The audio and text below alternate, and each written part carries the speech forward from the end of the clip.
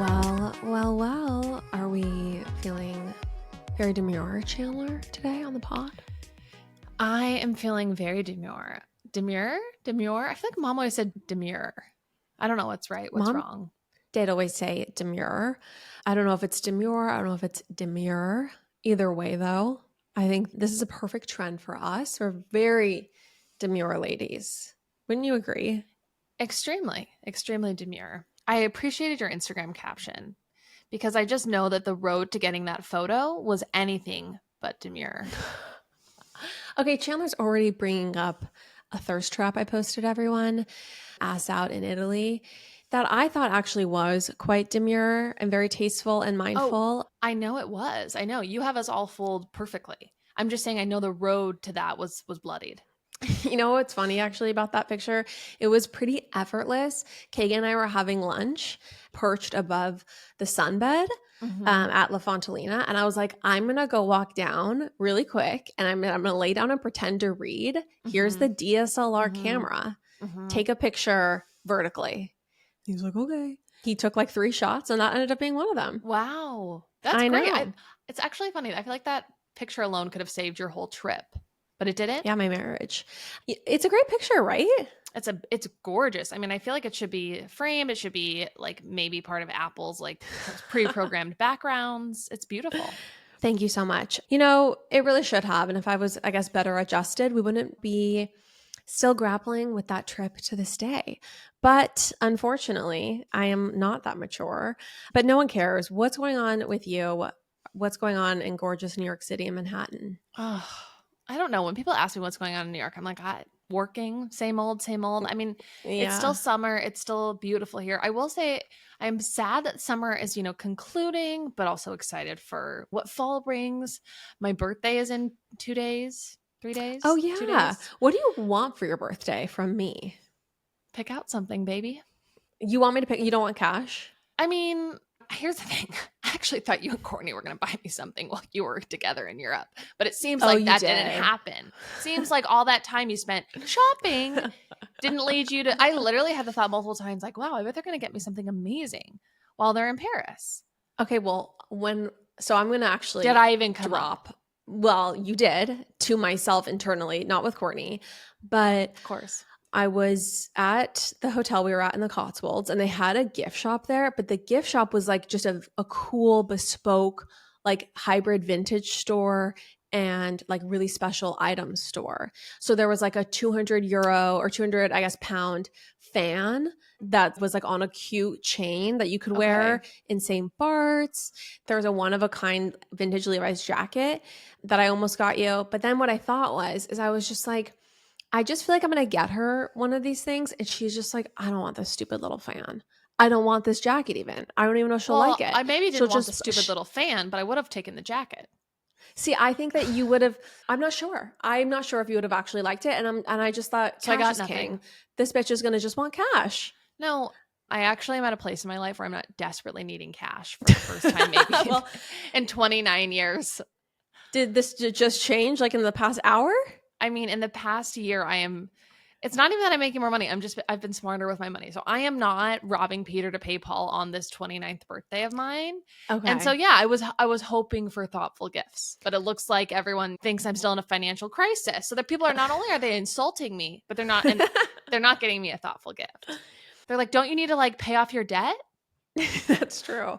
Okay. Well, you know what? Lesson learned, Chandler. Next year, I will purchase something. If I can get a deadline delay, I can absolutely bring you back a thoughtful gift from my next trip. And I'm going to see you. So I'm going to New York on September 8th. It's going to be too late by then.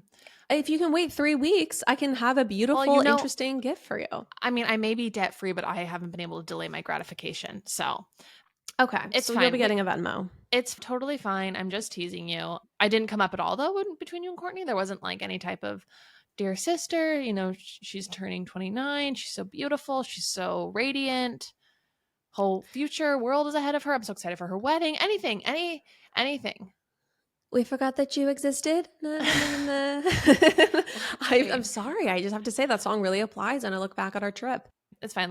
We can move on from that sad note. But did you see what just happened in our Swiftie chat?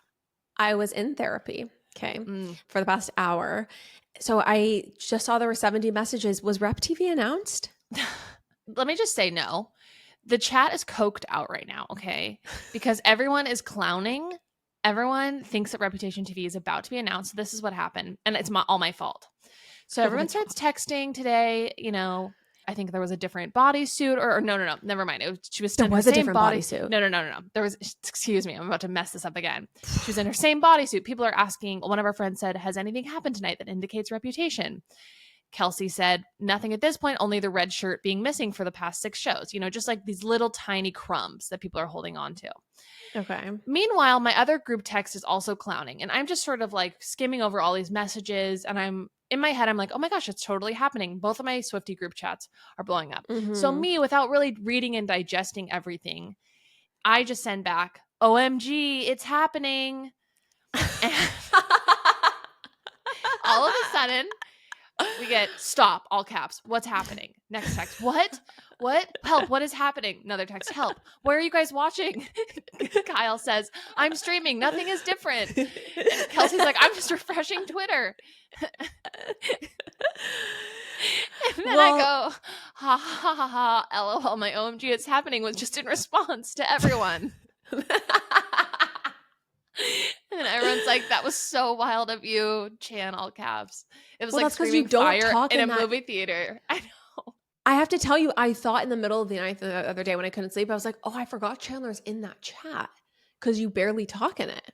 I know, it's true. I know. Well, I didn't go to this most recent show with everybody. I feel forgotten. I was barely brought up between you and Courtney. I feel forgotten. So what's the point?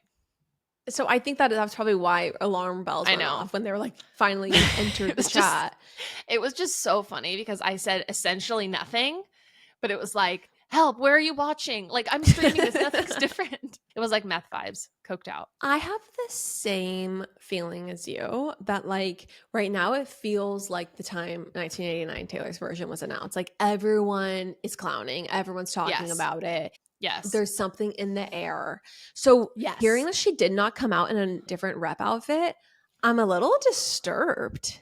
I have honestly like exited out of the clowning conversation because you can't rely on this woman and you can't even rely on the Swifties to point you in reliable directions. I saw that she was rehearsing on her day off and there were red and green lights flashing. Yeah. Is that fake news? The red and green lights flashing? Like what? Like could have been like an ambulance or something. There were red and green lights. Like if Taylor is at a point where she's like, let's flash red and green lights twice. Also, that's Christmas more than its Reputation. I don't know. Well, and also like if she was rehearsing, don't you think they could have just like, why do they have to use those colors? Why wouldn't they just use other colors to throw people off the scent? I don't understand. And truly, if that was an intentional decision, she's sending people to early graves. It was pretty wild for her to perform I Did Something Bad. And I feel like it would have been so funny if she had come out in a different rep outfit tonight and then not announced. Just like cruel. It's a cruel summer. I feel like if Reputation TV does not get announced, I think that Swifties everywhere will have to be medicated. I can't tell you how long I will be so embarrassed to admit how long I went thinking that there was some like thing you could only stream about Taylor Swift on like T-Mobile or something, and that's what all these albums with TV were. I kid you not. I thought all the TV was some like weird, Disney Plus little subscription that you could get access to another piece of her bonus content. Anyway, anytime someone says like that TV, I always go back to that and thinking she had some like little TV deal. Same. I'm like, yeah, like what mini series, what Long Pond session did I miss until finally, I think Kelsey explained it to us. I was like, Taylor's version. I'm like, what is this hour-long thing we haven't bought or like bought from Target or whatever to stream? So true. Okay, but we need to move on because not all of our listeners are Swifties, and truly there is so much to discuss today. Let's start with the biggest thing. Lauren, let's take a second and talk to people about Clear Protein, our latest favorite from Clean Simple Eats. Clear Protein, I kid you not, is one of the most refreshing, easy ways to get your protein in. I am obsessed. It's the best. Is it not the most genius product? The reason I love it is usually I'm used to drinking protein shakes, and that means I'm getting a blender messy. I'm committing to that process. Whereas with clear Mhm. protein, I can just reach in the fridge and grab a delicious cold can of this clear protein drink that's ready to go. No, it's incredible. It's made with only 8 ingredients. It's ultra filtered protein that is completely lactose free. It's easy on digestion. And each of the cans contains 20 grams of grass fed whey protein and only the highest quality ingredients. I mean, there are just times where you don't want the heaviness of a protein shake and you just want something more crisp and on the go. And this is why Mhm. I love clear protein. I love the tropical orange flavor. I love the prickly pear. Truly, it's the most refreshing way to get your protein in. Go to cleansimpleeats.com and use code POPAPOLOGIST10 for 10% off your order. Go to cleansimpleeats.com and use code POPAPOLOGIST10 at checkout for 10% off your whole order. Okay, everyone, I've been on vacation for the last week and we've been moving hotels or rooms every single night. And it's very hard for me to sometimes fall asleep in an unfamiliar place, which is why I love having early bird because I can take a half an early bird and I can just like fall asleep normally like I would in the comfort of my own bed. I love early bird for all my sleeping needs. Early Bird CBD is truly the most magical combination of 12.5 milligrams CBD and 2.5 milligrams THC. It's the gorgeous recipe that will just help you relax and it'll give you that warm, gooey feeling that's just so nice and relaxing. I love it before a show. And also, if I'm having trouble sleeping, if I take a half an Early Bird CBD, I am knocked out in 30 minutes. It's phenomenal. It's the best. I love having it on hand. If you're new to Early Bird, I would recommend starting with just a half and then you can work your way up to a full gummy. Everyone, go to earlybirdcbd.com and use code POPAPOLOGIST20 for 20% off. They ship to all 50 states, so you can get this anywhere in the US. We love Early Bird CBD, and we know you will too. These are the best gummies. Go to earlybirdcbd.com and use code POPAPOLOGIST20 for 20% off your order. Let's just start. It ends with us, Chandler. Did you read the book? Lauren, you know that I'm the biggest diehard Colleen Hoover fan. I've read every single thing she's put out. I No, I know. didn't read the book, but I considered starting it in the last week, but I haven't. I haven't read the book. I read the book in college. You did? Actually, I remember reading it in Courtney's living room in Provo. Throwback. Okay, so I personally did not love her writing, and it was not a book that was like special to me. Okay. And so I'm not like an ends with us stan. In fact, I think I didn't like the book because I found the writing to be pretty off-putting. I found this, and I'm sorry, I know everyone that portrays me as a snob, but I mean, do you listen to the podcast? Shouldn't come as any surprise. It's pretty funny. You always talk about like poetry and editor of a literary magazine, and then you were like also reading Colleen Hoover. So snob, That's sure. You know what? A girl in my I remember I was in one of my literary poetry classes. Here we go. She saw me with A Time Traveler's Wife, which I loved. Mm-hmm. And it's such a beautiful book. And I would love to reread it. And anyway, she like totally looked down on me. She was like, oh, nice book. But anyway, it doesn't matter. Colleen Hoover's writing style aside, obviously the subject matter of domestic violence is important and deserves to be treated with respect. And so, of course, I have a lot of respect for the subject matter. And I think it's important to, shed light on those stories of women who end the cycle of abuse. And so I was not a Colleen Hoover hater. If I may, I just want to bring up the fact that I obviously didn't read the book and I had no idea that the movie, which was really my first exposure to It Ends With Us, was about domestic abuse. I had no clue from the flowers on the cover or, like I had no idea that it was about domestic violence. Even after seeing the trailer, I didn't think it was about DV. Okay, everyone, I'm going to just quickly go over the basics of this movie and story and book, all the things. So, It Ends With Us is a movie adaptation of Colleen Hoover's 2016 best-selling novel, It Ends With Us. The novel follows Lily Bloom, a florist, and her romantic relationship with Ryle Kincaid, who becomes physically and sexually abusive. The story is loosely based on Hoover's own mother. In 2020, Justin Baldoni first announced he'd be developing and directing the film following Justin writing Colleen Hoover a heartfelt email regarding the book's movie rights. So he purchased the movie rights. In 2023, Hoover took to Instagram to announce that Blake Lively would play the lead role of Bloom and Justin Baldoni would play Ryle Kincaid at Hoover's insistence. So she wanted him to play Ryle. I mean, I feel bad kind of talking crap about this now, knowing that it's about a story of her own mother. So I would like to redact everything I said.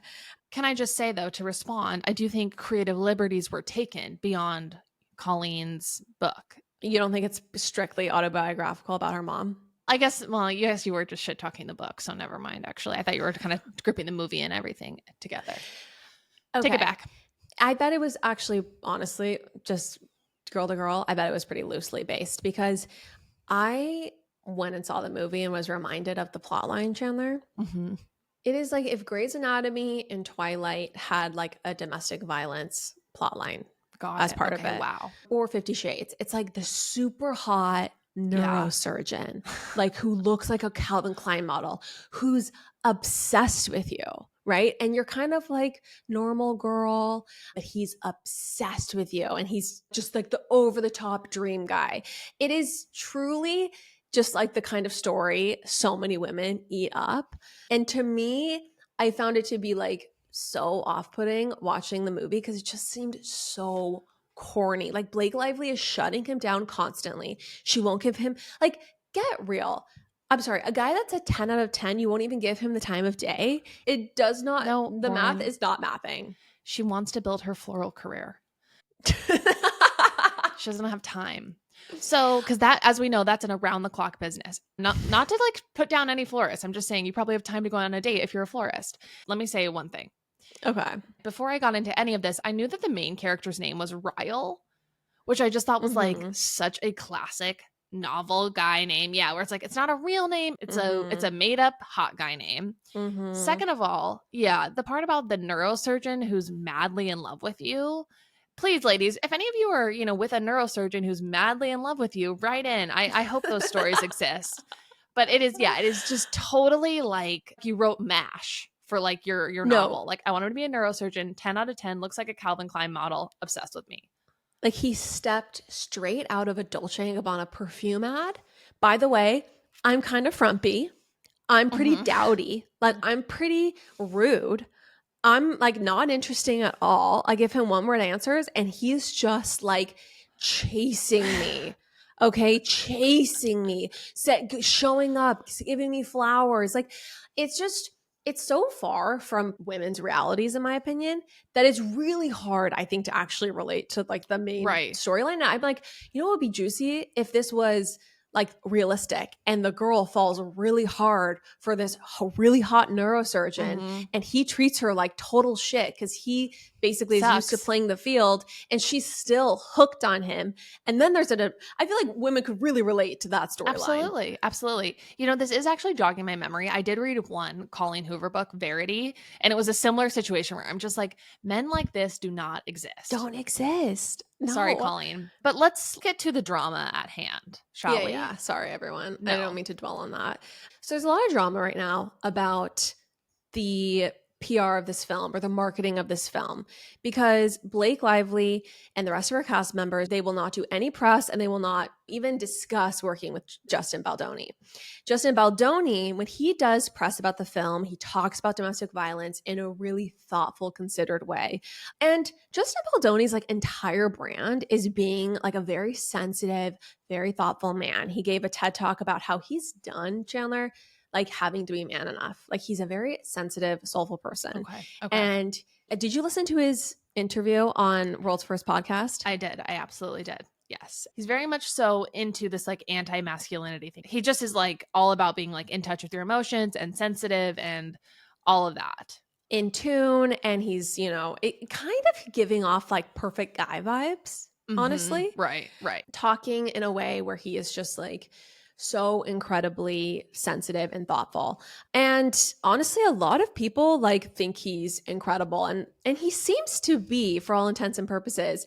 And Blake Lively and her other cast members, it seems like when they're marketing this movie, it's very frivolous. Like it's all based on Blake's outfits. And she's also at the same time dropping her hair care brand. She's promoting her beverage company. So people are just like, okay, she's trying to make a Barbie movie situation happen. Like she's telling girls, grab your florals or wear your florals and grab your friends and head to this movie, marketing it and talking about it as if it's a rom-com. Meanwhile, Justin Baldoni, he's like giving this subject matter. It's like, do discussion.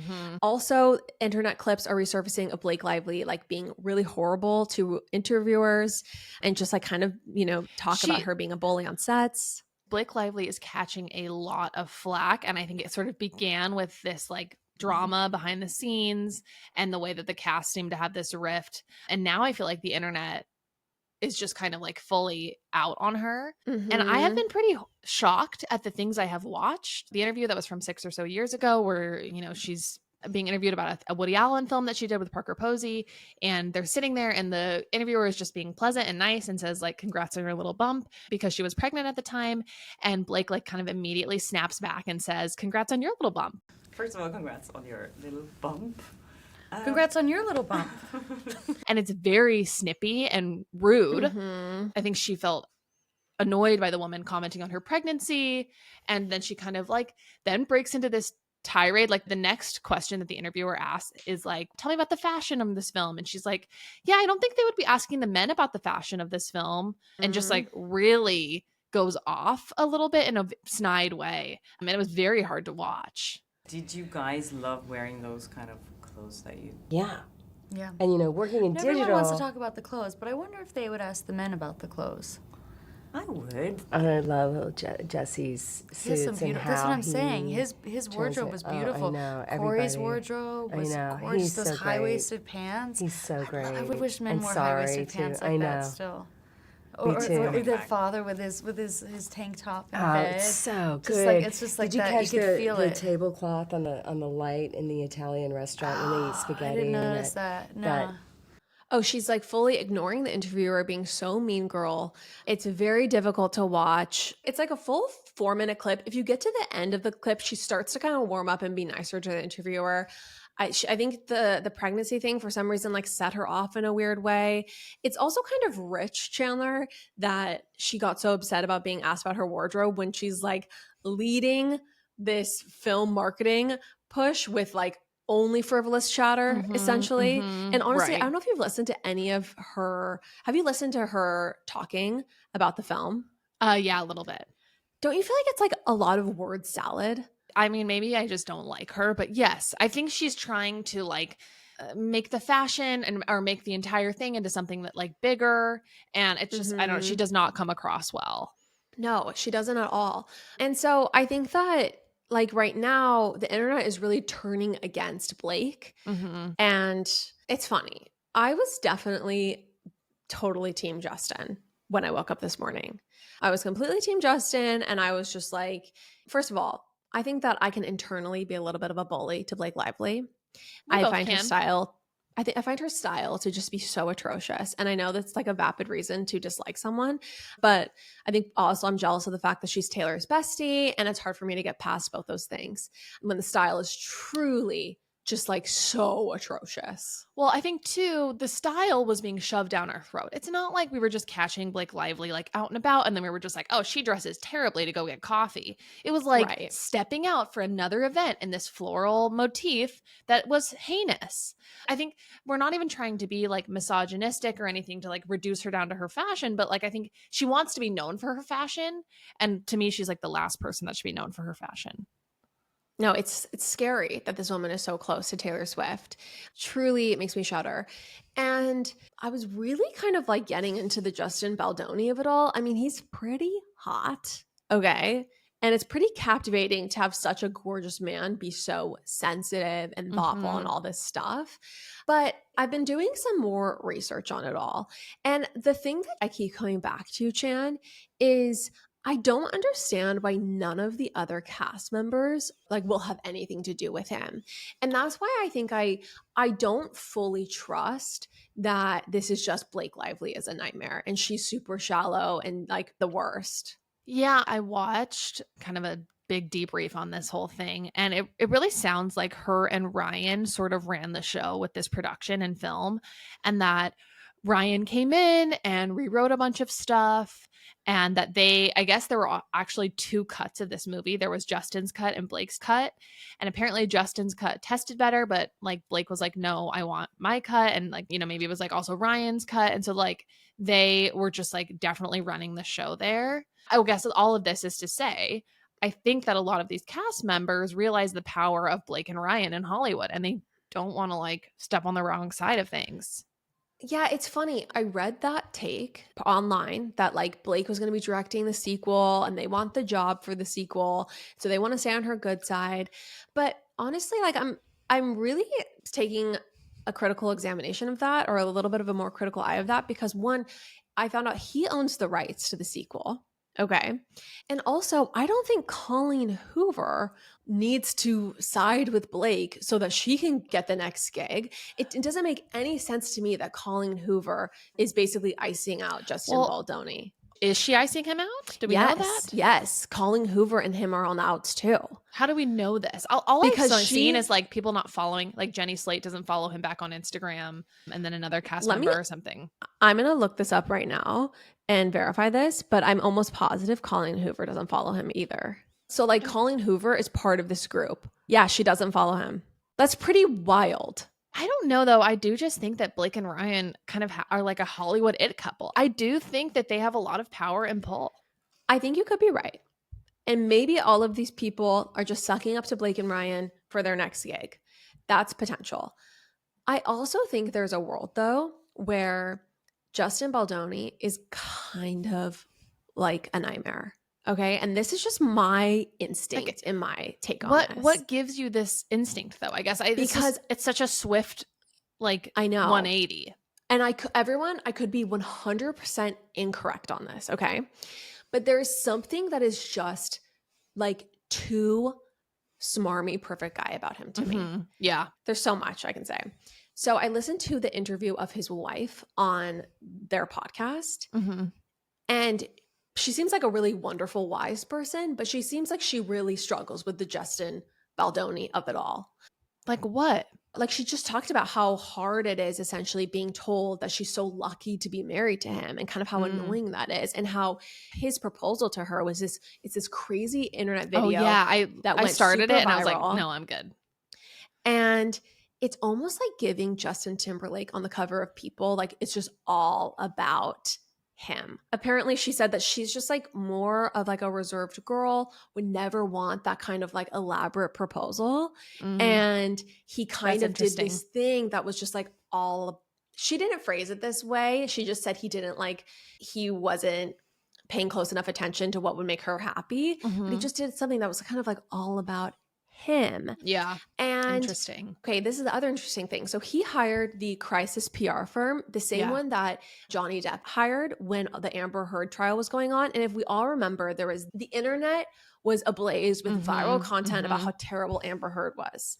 And, the internet really turned against Amber Heard. And I kind of think that there's a possibility that I just think it's a little rich that there's this like anti-Blake Lively campaign going on right now. And Justin Baldoni hired the same crisis PR firm that Johnny Depp hired. I guess I just think that I think it was like anti-him first. So this was like in response to everything. I don't know who started it, I guess. And I understand what you're saying about him being a little like swarmy, like too perfect of a guy. I didn't watch the proposal video and I haven't listened to their podcast. I guess like to me, there is a little bit of like, how real is this? How much of this is just like your brand? I guess I don't know that makes Blake Lively, though, this amazing person to work with who wasn't a total nightmare herself. See, this is just my theory, but I think that there is a reality where Justin Baldoni was very, very heavy-handed with the capital S seriousness of this movie and this film, and he wanted it to be a certain way. And my instinct, I could be wrong, is that Colleen Hoover and Blake Lively and the other people wanted it to be a movie where, yes, domestic violence happened and it was important and we want to discuss it, but they wanted it to happen like in the fabric of everyday life, so that people didn't feel like, okay, this is a domestic violence movie, I'm not going to go see it. So that more people saw it, so that more people got the message. And I think that was kind of their strategy, was like, we don't want to make this the DV movie because that's first of all, people aren't going to go see it. No one, like a lot of people are not going to like jump up to go see that. Yeah, right. And I think that there was a conversation that was like, we're going to be able to drive home this subject matter in such a more impactful way if we do it in a way that shows how ubiquitous this issue actually is. And it's not just in people's lives that's their only thing about their life. Yeah. I guess I just don't see her like kind of carrying that torch. I don't see her though kind of like juxtaposing those two things and talking about like how complex this issue is, and I don't see her making that case, I guess. That is like what she said, right? She was like, Lily, it's all these things. She's ambitious, she's smart, she's whatever, and she also has this thing going on. And so that was kind of like a case she made. And I guess I just still go back to all those cast members and the author of the book being against him. And I just don't think that it's just like kissing up to Ryan and Blake. I don't think people are that like corrupt and easily like swayable. I just feel like one of them would do publicity with him. I don't know. I do think they're like, I'm quite annoyed by them, but I do think Hollywood is obsessed with them and that they are like very powerful. But all of that, where we stand on this side of the debate on this aside, how was the movie? I'm going to go see it tonight. I came to this conclusion. I was like, this is obviously a very important thing to talk about. Mm-hmm. And so if it has to be done kind of with like a Twilight level plot where it's just so corny to me. Yeah. Like she has this childhood guy who's like so obsessed with her as well. And he becomes a chef in the city they live in. And there's like a write-up in a magazine where he like talks about basically like naming the restaurant after her. And the neurosurgeon sees it and freaks out. And I'm sorry, it's just like all so, well, like women don't have this experience. So I don't know. It was hard for me to really love the movie. Ladies, if you have a chef and a neurosurgeon who are both fighting over you, I'm just glad that that's your lived experience. It's not ours. Yeah, I struggled with it, but I was just like, okay, if this is the plot that's needed to get a bunch of people to watch this movie and, receive the message, that's fine. But I didn't personally love it. Do you think she will get nominated for an Oscar for it? No, I think Blake Lively is like a fine actress. Fine enough, good enough. Mm-hmm. I don't think this was like an Oscar-winning performance. I think he's a much more captivating actor. And yeah, okay. I mean, I don't think it's properly cast. Like a lot of people had issues with the fact that she was supposed to be 23 in the book and Blake Lively at 35 played Lily Bloom. There's something about it that's just like so not believable. One of the recaps I watched was talking about how like her fashion's supposed to be kind of like frumpy, but she's like, no, she's going to be like in Carhartt with red bottoms. Like, no, she's going to be like all these things that is just like such an eye roll. It's just hard to imagine. Okay. It's just the whole thing's hard to imagine based on the costuming, based on the casting. And it doesn't make a ton of sense. Like the outfits are not great and he's just obsessed with her. So. Well, I'll be very interested to hear what you have to say or what you think about it. I'm excited to see it. I'll have my thoughts by Patreon this week. Let's move on. To another woman who has a voice in this world. Who, thank God, Blake Lively found her voice in Gossip Girl, and thank God that dear Lilibet, at the age of 3, has found her voice. Oh, Chandler. So this was a news article that came out. And it said that Meghan had revealed that, Lily had found her voice.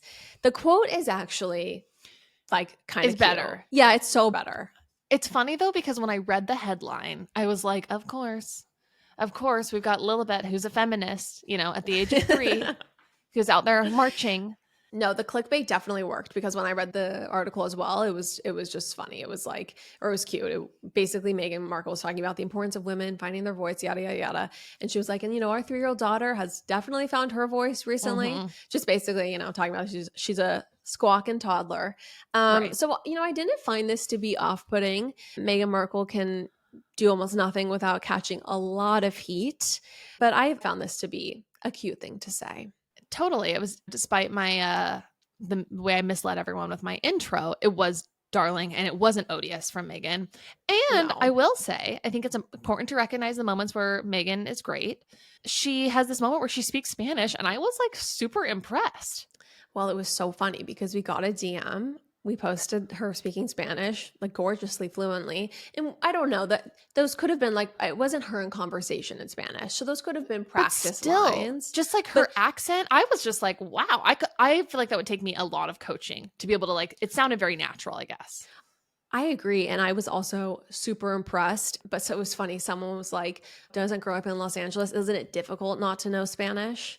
And I was like, no, Yeah. not even remotely is that the case. Like we grew up in Orange County, neighboring Orange County. I also took 4 years of Spanish in high school, probably 2 in college. I think I could string together now like 3 sentences at 34. And even less so than like, okay, she's speaking Spanish. More so, I think just like her accent was pretty good. It just sounded good. It sounded natural. I think people really appreciate that kind of effort. You know what I mean?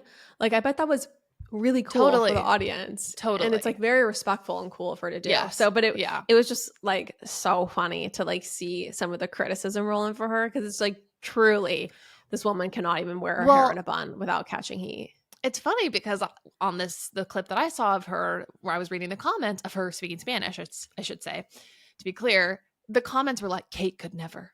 Like, it was just like insane. Like she could never speak Spanish? Like, Kate would never do this. Yeah. Like why? Like, because she's just not. She just wouldn't be like the people's princess, or whatever. I don't know. She wouldn't. Oh, so it was like very complimentary of Meghan. It was very complimentary of Meghan. Yeah. I mean, it's just so interesting because I do think if the palace PR and some of Meghan's choices had not unfolded the way it had, and if the palace PR had not completely gone after her in the British, media, she really could have been such a captivating royal. Excellent. I mean, with all of the odious stuff that she does give us, I would love to watch her as a royal in action all the time. If they embraced her strengths and were like, no, this is great. We got our next shiny object. Right. We got the next thing that everyone's going to be obsessed with.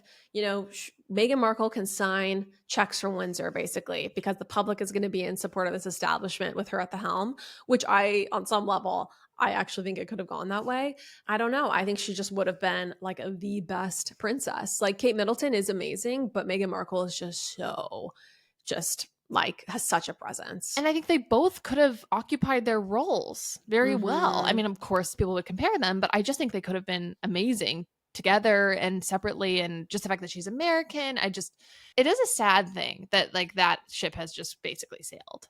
No, it's very, very sad. Okay, Chandler, I didn't know this. I didn't know this was possible. And I'm definitely having like this ship could never sink moment, because Mike Lynch, the tech tycoon, who I honestly just learned of his existence. Me too. Yeah. But this man, he was in Sicily on his super yacht, this billionaire, with his wife and child.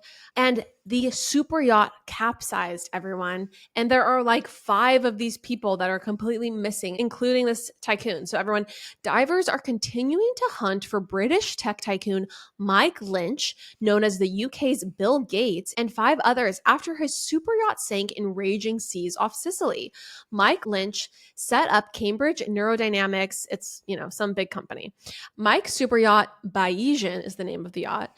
Bayesian was docked off the coast of Porticello near Palermo when a freak storm hit the area, with witnesses describing how a whirlwind hit, wrecking the boat and causing it to rapidly disappear beneath the waves. The vessel was still at an anchor near the port when the tornado struck. With the anchor still down, the storm broke the mast, causing the vessel to lose its balance and capsize. 15 of the 22 people on board were saved by a nearby vessel after they miraculously managed to inflate a lifeboat and clamber aboard. Charlotte Golensky and her young daughter Sophia were 2 of the 22 people aboard when it was battered in the storm. And so she said, "For 2 seconds, I lost my baby in the sea. Then I immediately hugged her again amid the fury of the waves. I held her afloat with all my strength, my arms outstretched upward to keep her from drowning. It was all dark in the water. I couldn't keep my eyes open. I screamed for help, but all I could hear around me was the screams of others." Charlotte described the ordeal as terrible and detailed how in a few minutes the boat was hit by a very strong wind and sank shortly after. She said, "We were terrified by the thunder, the lightning, the waves that made our boat lurch." She's added that her family had survived because they were on deck when the ship began to sink rather than trapped in the cabins below. It's horrifying. Yeah, I saw this part about how luckily they were up top. But, like if you look at this boat too, it's not like Captain Sandy super yacht. Like it's like it's a sailboat, So it really is so it's not like a huge boat. Look up the boat. Yeah, it's not Captain Sandy. I don't know how else to explain it to people. I need to talk to Captain Sandy about this because I didn't honestly realize this could happen. Apparently as well, it was like this whirlwind thing has a special name, but it's like a water tornado. And I think that's what just like happened in a matter of moments. Also the fact that the waves were so crazy, she like lost her baby for a second. Horrifying, the worst moment ever. And I do believe that I think it's the cook from the ship who like is basically kind of presumed dead. It's like so sad, and we're kind of assuming that a lot of these other people who were beneath the ship at the time, and the owner of the boat, all presumed gone. So anyway, pretty wild. So, there are some conspiracy theories about this because he was like in a lawsuit and he had just been exonerated though with the lawsuit. Like he was fine. And I think the conspiracy, the weird thing is that like another person who was named in his lawsuit was just killed on Saturday died on Saturday. So that is kind of crazy timing. But I mean, I don't know. But can the powers that be create the tornadoes? Because we're really screwed if that's possible. Yeah. I know. Thankfully they don't care about us, but still. Yeah. Anyway, super sad. So sad. Yeah, just really sad. Okay, well, on to kind of another crazy story. So 5 people are being charged in Matthew Perry's death. So basically, when it comes to Matthew Perry, it's kind of like Michael Jackson, right? It seems like, where there was improper medical care. So he was just given medication that he really shouldn't have been, and pumped full of drugs by enablers, some of them doctors. And yeah, I think people who were taking advantage of him. Yeah. So Chan, why don't you share who these people were? Also, just to back up for a second, when he passed away and that was released, I didn't think that there was any type of foul play. I just assumed that it was a really sad story, where he had a drug overdose, and I think that may still be the case that he did have a drug overdose, but clearly some people were allowing this to happen and people were taking advantage of him. So I actually find it to be quite heartening that these people have been charged and that somebody's going to be held responsible for like what has happened.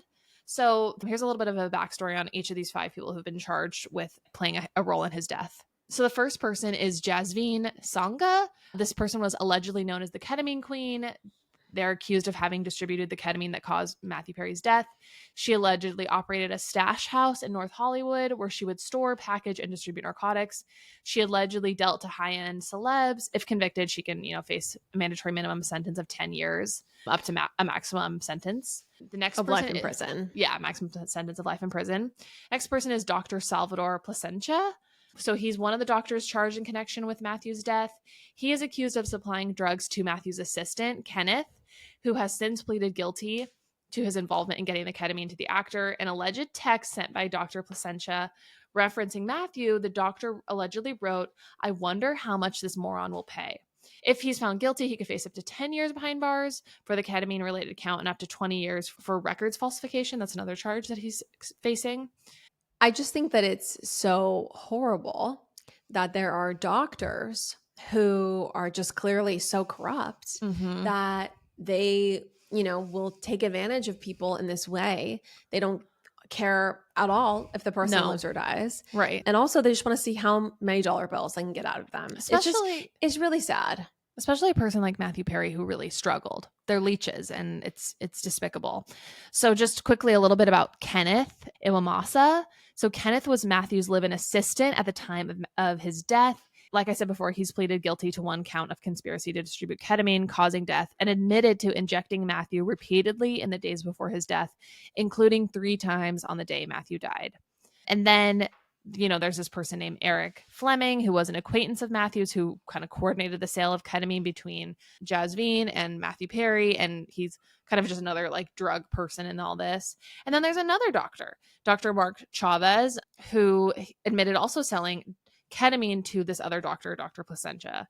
So, and I guess he also used to operate a ketamine clinic. Just like, people who were involved in this ketamine ring is what they're calling it. Yeah. It's really sad. And clearly, I mean, I know that a lot of actors and celebrity people have access to doctors to get whatever they need. And yeah, clearly a lot of these doctors are corrupt and they will just take advantage of people. Someone on Reddit said the irony of referring to someone else as a moron in the course of creating irrefutable written evidence of their conspiracy to commit a crime does not escape me, which was kind of perfect. No, I mean, the ketamine thing is really interesting. So apparently he had enough in his system for someone under general anesthesia. It's so crazy. I think this happens a lot with celebrities where whatever their like illicit activities are, I think a lot of times like assistants end up getting caught up in it, because they're basically like forced to help facilitate those activities. That's just like a part of the job. Yeah, exactly. Part of me has a little bit of just like wondering what the full picture is with the live-in assistant, but the other people, it really is. I mean, just the like, doctors so alone. The two doctors, yeah. Someone wrote, sadly, behind every major celebrity struggling with a drug addiction is a close circle of enablers, usually medically qualified to get medication, making a fast buck. Hopefully they get the sentence they deserve. Yeah. Yeah. Really sad. I have a connection to Matthew Perry. How? So you remember, I have a friend in Laguna Beach. Mm-hmm. And he dated Matthew Perry's like half sister. So Keith Morrison is Matthew Perry's like stepdad. I did not know that. Yeah. So Keith Morrison of Dateline, like of To Catch a Predator, or no, that's Chris Hansen.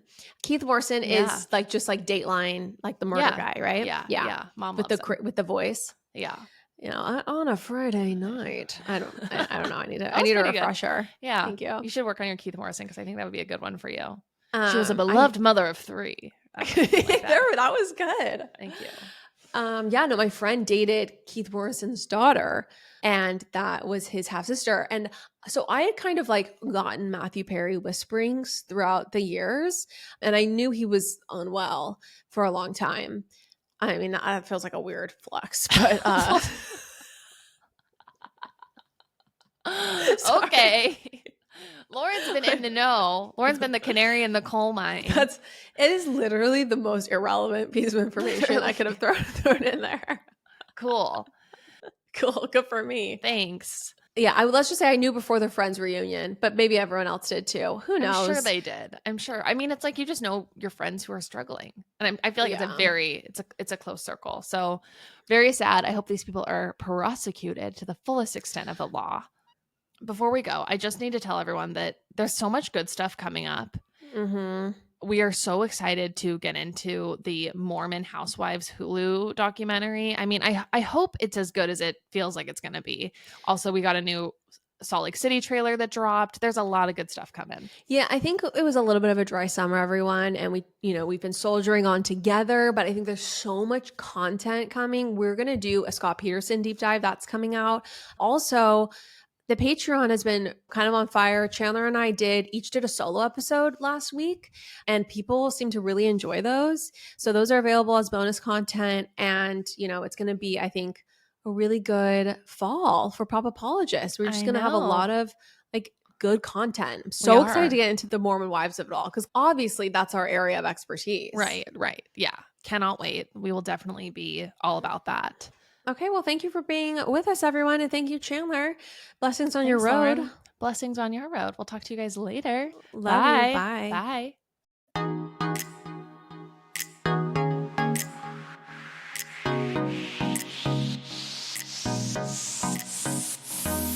That's all for now, folks. Don't forget, give us a 5-star review, hit us up on Instagram at PopApologists, and we will see you next week, live every Wednesday.